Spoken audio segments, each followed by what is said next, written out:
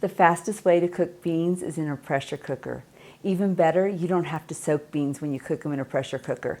I've rinsed 1 pound of northern white beans. I'm going to open my pressure cooker, there. And I'm going to take out the cooking rack. I'll put in the beans. Then I will add 8 cups of water.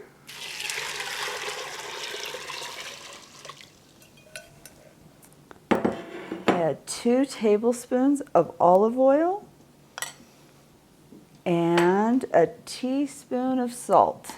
Now that the lid is locked, I'm going to cook them for 25 minutes at high pressure, and then after they've cooked for 25 minutes, I'm going to do the quick steam release method, and we will check and see how firm they are.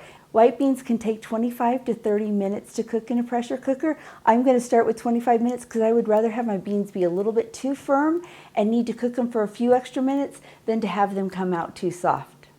So the beans have finished cooking for 25 minutes at high pressure, and I'm going to use the quick release method. Since I have an electric pressure cooker, I'm going to just flip the switch. I use a pot holder when I do this because the steam is hot when it comes out.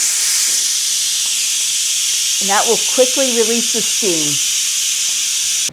After I've released the pressure from the pressure cooker, I put my beans in 2-cup containers. The reason I do that is because when I leave room for expansion while it's frozen, there is 1 3/4 cups of beans in here.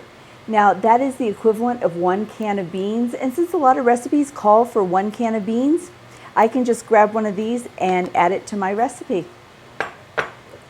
At the beginning of each chapter in my book, Prep Ahead Meals from Scratch, I share 4 to 6 different ways to batch cook each primary protein: chicken, beef, pork, rice, and beans.